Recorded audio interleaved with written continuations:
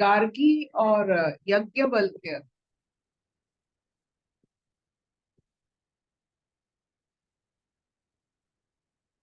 ये दोनों की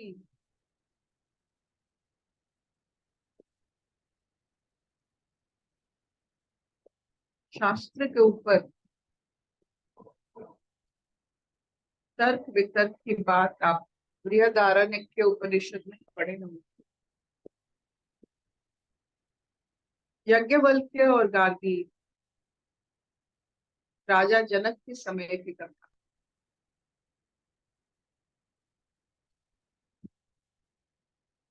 हमारे जितने शास्त्र वो तर्क पार करके यहाँ तक आए।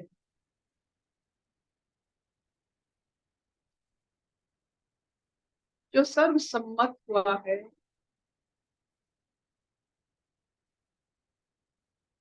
और जिसमें सबकी सहमति हो, तर्क के द्वारा यहाँ तक पहुंचे। यज्ञवल्क्य जब सबसे जीत रहे थे तो गार्गी की प्रश्न की उत्तर देकर हमें बहुत सारे ऐसे ज्ञान जो आजकल फिजिक्स कहा जाता है उसके बारे में बताए। और वो पहला प्रश्न जो गार्गी किए थे यज्ञवल्क्य, कि संसार की उत्पत्ति, ये पृथ्वी की उत्पत्ति जल से है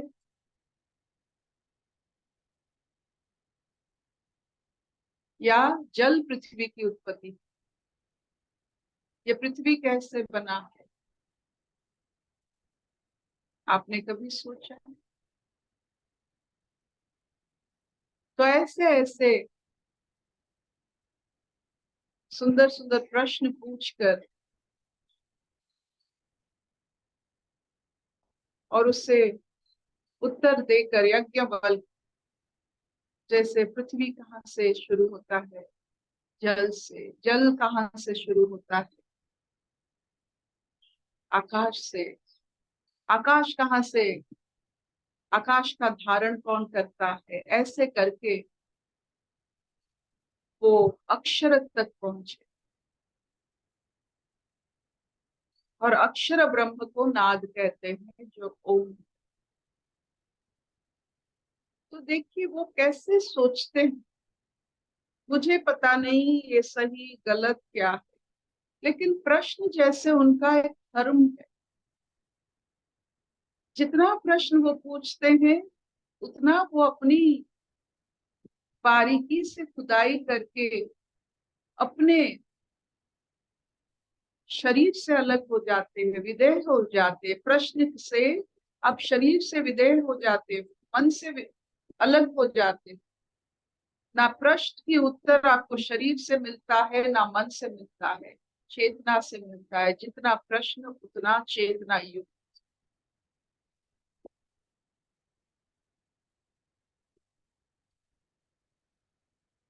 और ये प्रश्न सहज, मौलिक और खुद के लिए होनी चाहिए, ना गुण गारिमा के लिए नहीं चाहिए। प्रश्न अपनी होनी चाहिए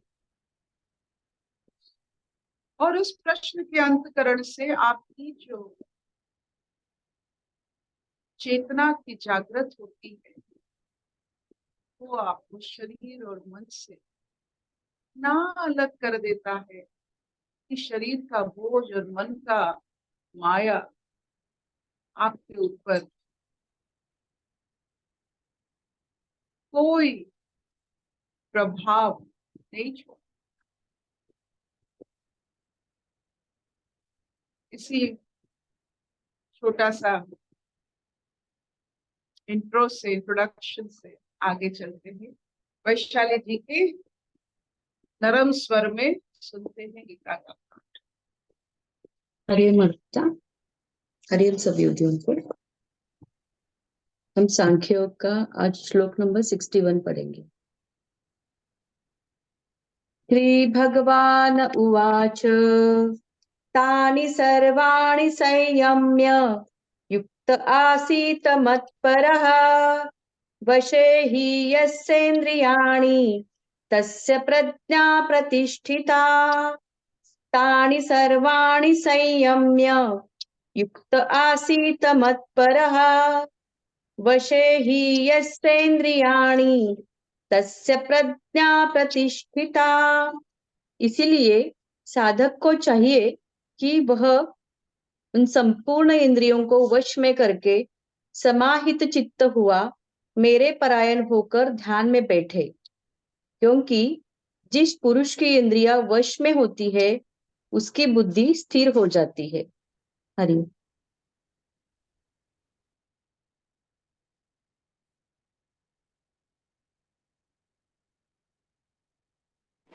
समाहित चित्त का क्या अर्थ है वैशाली?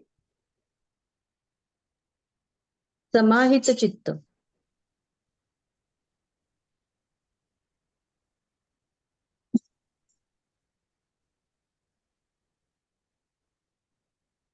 शरीर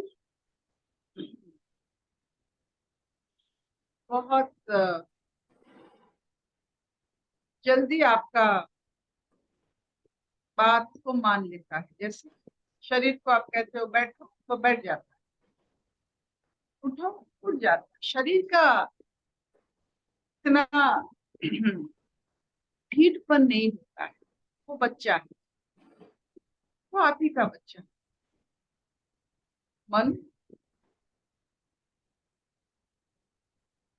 जैसे देव दानव होता है, चैतन्य मन वैसे ही होते हैं। देव जितना शक्तिशाली, दानव भी उतना शक्तिशाली। चैतन्य जितना शक्तिशाली, मन भी उतना शक्तिशाली। क्या करें अब? और लेकिन जैसे देवों का दुर्बलता बहुत कम होता है, लेकिन दानव का दुर्बलता होता है, इसलिए वो फंस जाते हैं, चाहे वो अमृत बटने के समय में हो।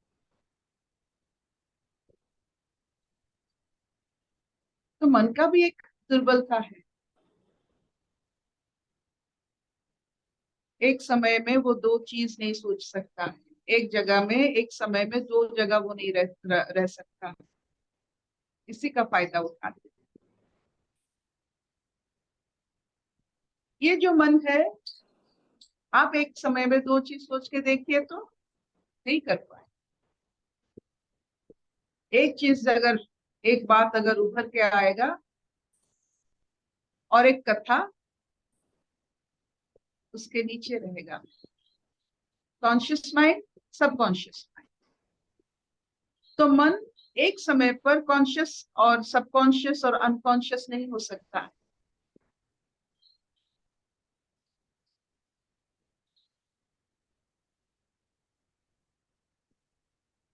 और इसीलिए जब हम सोचते हैं, मन को व्यवहार करते हैं, तो उसका जितना हम व्यवहार करते हैं वो बीज को हम बोते हैं। मतलब अपने मन रूपी जो क्षेत्र है, चारों तरफ फैला हुआ ये क्षेत्र, हम उस बीज को, अपनी इच्छा वासनाओं की बीज, हमारी मन की बीज को हम मन में लगाते हैं, और वो बीज की जो अंकुरित स्थिति है वो सबकॉन्शियस माइंड में वो रह जाता है। आपने देखा होगा,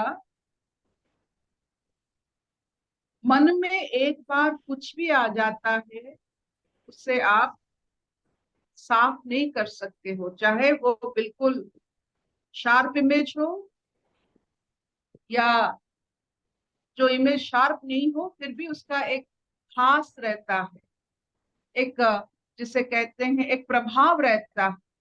तो जो दिखता है वो तो आप जानते हो, वो दिखता नहीं है लेकिन है, वो सबकॉन्शियस हो जाता है। तो आप जो भी सोच लाते हो वो मन में समा जाता है। कुछ आगे दिखता है लेकिन बहुत सारे बीज रह जाते हैं, और सही समय मिलने से वो अंकुरित होकर आपको पता ही नहीं चलेगा, फिर आपके सामने आ जाए। और ये जो मन माया भी होता है, दानव राक्षस की जैसे।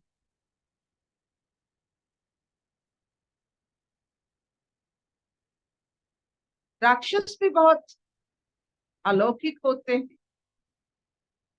आपने रावण जी को देखा है, आपने विभीषण जी को देखा है, आपने हिरण्यकशिपु को देखा है, आपने बहुत सारे ऐसे दानव को, राक्षस के बारे में पढ़े हो।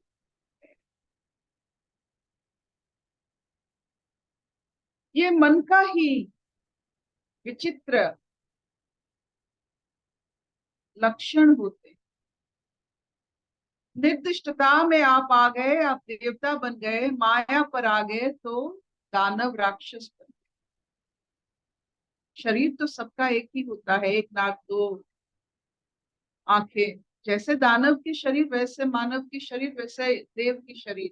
शरीर सबका, हार्डवेयर सबका एक ही जैसा है, ये सॉफ्टवेयर। मन जिसे आप कहते हो, वही आप जैसे आप उसे समझते हो वैसे आपका स्थिति होता है। तो एक इसीलिए सब बड़े लोग कहते हैं कि सत्संग करने से, कुसंग से दूर रहने से बहुत सारा ऐसे बीज से हम मुक्त हो जाते हैं। अच्छे अच्छे बीज पड़ने से अच्छे अच्छे स्वभाव की वृक्ष अंकुरित होते। तो वही बोल रहे हैं कृष्ण जी अर्जुन जी से, जो बैठा है हमारे ऊपर, बगुले जैसे मछली के ऊपर अपना नजर लगा के बैठा है, जो मुझ पर नजर लगा के बैठता है। आप देखो, शरीर तो एक छोटा सा बच्चा है, मन एक रहस्यमय राक्षस स्वभाव का है, चारों तरफ फैल सकता है, लेकिन एक समय पे दो जगह में नहीं रह सकता है। तो इसीलिए अगर तुम एक जगह में लगा दो कुछ में, जो दूसरा जो जगह अगर उसको ना दो, तो एक जगह में अगर मन को लगा दो, मुझे दर्शन करने लगे मन, तो सब सब इंद्रिय परास्त युद्ध में, हमारी ये सांसारिक ये जीवन युद्ध में हमें कोई पराजित नहीं कर सकता है, अगर मन को एक जगह लगाना है और मुझ में लगा।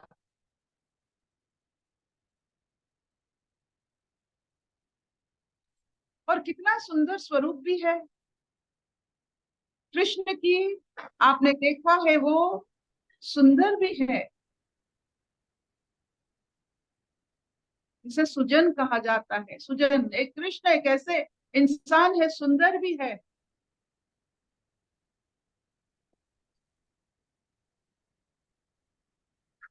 और बहुत दयालु है। सुंदर है, ज्ञानी है, दयालु है। ये तीन चीजों के समागम से एक इंसान सुजन बनता है, अच्छा इंसान।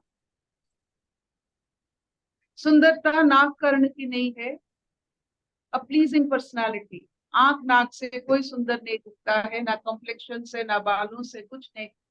आपकी सादगी से आपका सौंदर्य, आपकी गुरु परंपरा से आपका ज्ञान, और इस सुंदरता और ज्ञान की समागम में आप दयालु भी हो, आप सुनते हो। You have the art of listening. आप सुजन बन जाते हो। You are nice human.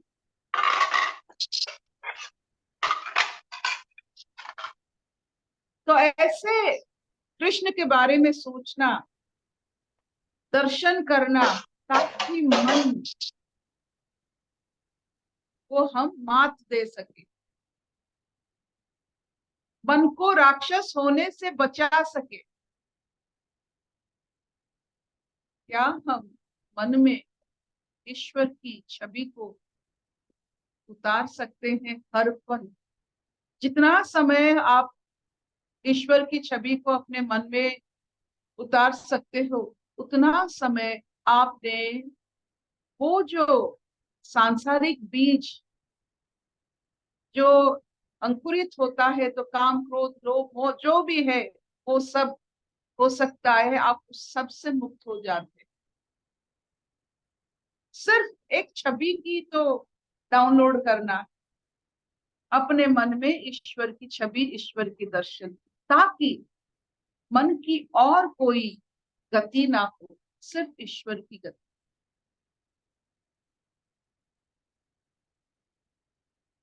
तो जब मन में ईश्वर उतर जाते हैं तो तन में इंद्रियों की जरूरत नहीं पड़ती। जब मन में ईश्वर नहीं होते हैं तब इंद्रियों की जरूरत पड़ती है। इंद्रिय मन पर हावी होने की कोशिश करता है, ये दोनों के बीच में युद्ध हो जाता है। जब आपके सामने दर्शन हो, ईश्वर हो, इंद्रिय निष्क्रिय, सब्जुगेटेड। इसीलिए बार बार हम कहते हैं अपने ईश्वर, अपने इष्ट को आपको बनाना है, ताकि मन एक कर्म में व्यस्त रहे और कोई किसी प्रलोभ में बिना कारण कर्म ना। क्या इतना चलेगा? हाँ पिता। With this, बहुत सुंदर। तो हमें आज एक सीख मिलती है, अपने कर्मों को ईश्वर का रूप दे दें,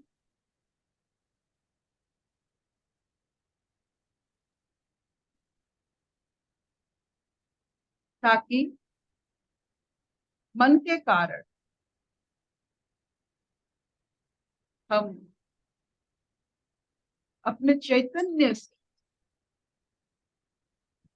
दूर ना रहे। शरीर आपका कुछ बिगाड़ता नहीं है, शरीर से किसी को कोई नुकसान नहीं हुआ है।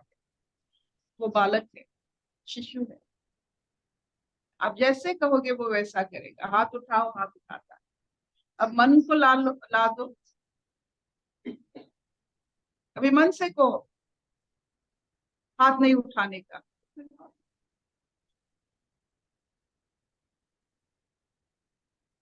अगर मन में ईश्वर की छवि है,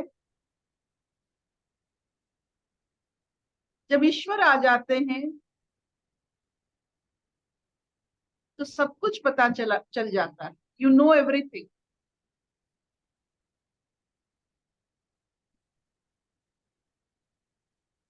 एक हमारे जीवन की एक रहस्य आपको बताते हैं।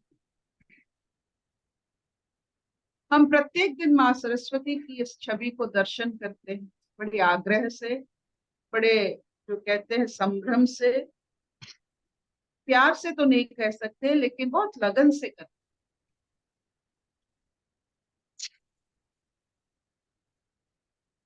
लेकिन आज तक हमने, अगर हमें पूछा जाए क्या मानसिक स्तर में आपकी आप जो दर्शन करते हो, पूरा दर्शन को क्या सामने आप देख सकते हो? अभी तक माँ की पैर की जो झुमके हैं, अभी तक हमारे वो नहीं बन पा रहे। उनकी और जो आभूषण है उसकी बात तो छोड़ दो, पूरा माँ को अभी तक हमने इतने सारे दिन देखे हैं, इतने दिन देखते रहे हैं, लेकिन मन नहीं बना पा रहा है। माँ की पैरों की जो उंगलियां है, उंगलियों में कितनी अलता है, कितनी पाँव झुमका, कितना कितने ऊपर से वो साड़ी की जो, ये बनता नहीं है क्योंकि मन भारी है। हम दर्शन नहीं कर पा रहे हैं, लगन नहीं हो रहा है, पूरा छवि को पूरा जैसे हम अलंकृत कर दे अपने मन में। It's a talent. माँ की जो बिंदी है, जो सिंदूर है, उनका माथा है, जितना आप जिसको अपने आप मन में जिसको उतारना चाहते कैसे उतारते हो? संपूर्ण उतार सकते हो, हम अभी तक नहीं उतार पा रहे। मन इतना, जो कहते हैं, जो कैनवास हर समय बदलता है, मन इतना बदलता है कि एक साथ में पूरा आप नहीं बना सकते। इसके लिए मन को स्थिर करने से कुछ नहीं होता है, आपकी लगन को, आपकी जो दर्शन करने की इच्छा को, उससे मजबूत करना चाहिए। मन उसके बाद काम करता है। आप सोचते हो मन स्थिर करोगे ईश्वर को उतारोगे, ईश्वर को उतारने की कोशिश करो, मन स्थिर हो जाता है।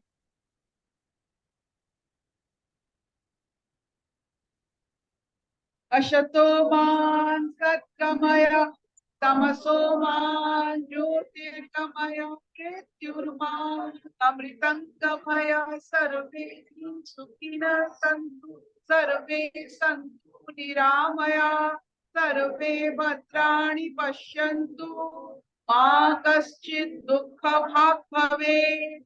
ओम शांति शांति शांति। ईश्वर को, ईश्वर की छवि को, दर्शन को, जो भी आप रूप लेना चाहते हो, उसे मन में उतारने की कोशिश करो और देखो मन जैसे काबू तो नहीं रहता है, लेकिन मन अपना हो जाता है। You don't have to worry about mind any.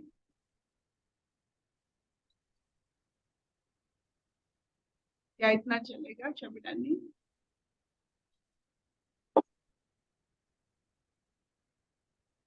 चलेगा? चलेगा चलेगा। कोई प्रश्न है? निर्मला जी, बहुत आपकी हंसी की खुशबू यहाँ तक आती है, आपकी जो मुस्कान की खुशबू है यहाँ तक महसूस कर सकते। आपका सुनाई म्यूट नहीं है। दे। आप सब आपकी और प्रभा जी की कृपा से हुआ है प्रभु। जो आज स्थिति है मेरी, कहाँ से कहाँ लेके आए, जैसे आप दोनों की क्लैरिटी। आपने आपकी कृपा नहीं बताई निर्मला जी, आपकी कृपा की वजह से, आपकी इच्छा की अनुसार हम सब आपकी इच्छा के अनुसार काम करते हैं। आपने इच्छा किया, हमने काम किया। ये आपकी कृपा है हम पर। ये सच है, ये सच है, ये सच है, यही सच है। ऐसे शुक्र कृपा करो, करके शुक्र करो उस तड़पन का जिसने आपको पुकारा।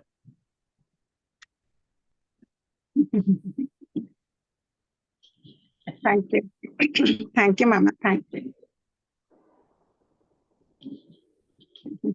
हम भूल गए एक बात आपको कहने, आज पूर्णिमा है। आज हनुमान जयंती भी है, पूर्णिमा है, चैत्र महीने की पूर्णिमा। भरे भरे पूर्ण भाव से आज का दिन बिताइए। थैंक